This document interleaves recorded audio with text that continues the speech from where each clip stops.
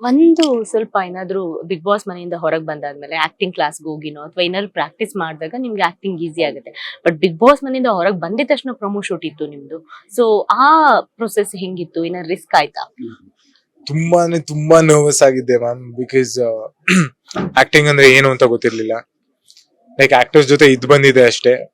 ಅಲ್ಲೂ ಕೂಡ ಏನೋ ಒಂದು ಆಕ್ಟಿವಿಟಿ ಅಂತ ಕೊಟ್ಟಾಗ ನಾನು ತುಂಬಾ ಹೆಸಿಟೇಟ್ ಮಾಡ್ತಿದ್ದೆ. ಬಿಕಾಸ್ ಆಕ್ಟಿಂಗ್ ಬರ್ತಿರ್ಲಿಲ್ಲ, ಹೆಂಗ್ ಕಾಣಿಸ್ಬಿಡ್ತೀನೋ. ಲೈಕ್ ಈವನ್ ಒಂದು ಡೈಲಾಗ್ ಡೆಲಿವರ್ ಮಾಡಕ್ ಬರ್ತಿರ್ಲಿಲ್ಲ. ಬಟ್ ಹೊರಗೆ ಬಂದಾಗ 2ನೇ ದಿನಕ್ಕೇನೆ ಪ್ರೊಮೋ ಶೂಟ್ ಸ್ಟಾರ್ಟ್ ಆಗ್ಬಿಡತ್ತೆ. ಅಲ್ಲೂ ಸುದರ್ಶನ್ ಸರ್ ಬರ್ತಾರೆ ಪ್ರೊಮೋ ಶೂಟ್ ಮಾಡಕ್ಕೆ. ಅವರು ಗೈಡ್ ಮಾಡ್ತಾರೆ, ಇಲ್ಲ ನಿಮ್ ವಾಯ್ಸ್ ಇನ್ನೊಂದ್ ಚೂರ್ ಜೋರಾಗಿ ಮಾತಾಡಿ, ಒಂದ್ ಚೂರ್ ಕಮ್ಮಿ ಮಾತಾಡಿ, ಕಣ್ ಸ್ವಲ್ಪ ಓಪನ್ ಮಾಡಿ, ಸ್ವಲ್ಪ ಆತರ ಮೈನ್ಯೂಟ್ ಡೀಟೇಲ್ಸ್ ಗೈಡ್ ಮಾಡ್ಕೊಂಡ್ ಮಾಡಿಸ್ತಾರೆ. ಸೊ ಅಲ್ಲಿ ನಂಗೆ ಅನ್ನಿಸ್ತು, ಓಕೆ ಇನಿಷಿಯಲಿ ಇದನ್ನೆಲ್ಲ ಕಲ್ತ್ಕೊಂಡ್ ಹೋದ್ರೆ ಡೌನ್ ದಲ್ಲಿ ಏನೊಂದು 2 months ಆಗಸ್ಟಲ್ಲಿ ಐಲ್ ಪಿಕ್ ಇಟ್ ಅಪ್ ಅಂತ ನಂಗೆ ಒಂದು ಕಾನ್ಫಿಡೆನ್ಸ್ ಬರುತ್ತೆ.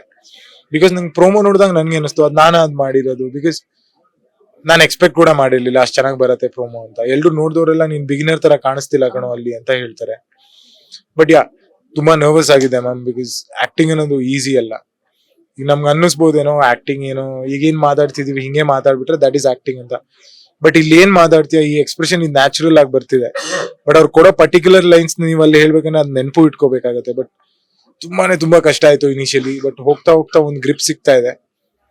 ಬಟ್ ಜನಕ್ಕೆ ಗೊತ್ತಾಗ್ಬೇಕು, I am giving my best, I am trying my best. Eventually ಹೋಗ್ತಾ ತುಂಬಾ ಪಿಕಪ್ ಆಗ್ತೀನಿ and I be a good actor in the future days ಅಂತ ಹೇಳ್ತೀನಿ. ಈಗ ಡೇ 1 ಕಂಪೇರ್ ಮಾಡಿ ಡೇ 15ಗೆ ತುಂಬಾ ಡಿಫ್ರೆನ್ಸ್ ಇದೆ. ಡೇ 1 ಅಲ್ಲಿ ಹೆಂಗೇನೆ ಒಂದು 2 ಲೈನ್ ಡೈಲಾಗ್ ಇದ್ರು ಅದನ್ನ ನಾನು ಒಂದು 10 ರೀಟೇಕ್ ತಗೋತಿದ್ದೆ. ಬಿಕಾಸ್ ಫಸ್ಟ್ ಲೈನ್ ನೆನಪಿದ್ರೆ ಸೆಕೆಂಡ್ ಲೈನ್ ಇರಲ್ಲ. ಫಸ್ಟ್ ಲೈನ್ ಕರೆಕ್ಟ್ ಆಗಿ ಅದು ಡೆಲಿವರ್ ಆದ್ರೆ ಸೆಕೆಂಡ್ ಲೈನ್ ತುಂಬಾ ಸೂಪರ್ ಆಗ್ಬಿಡ್ತಿತ್ತು.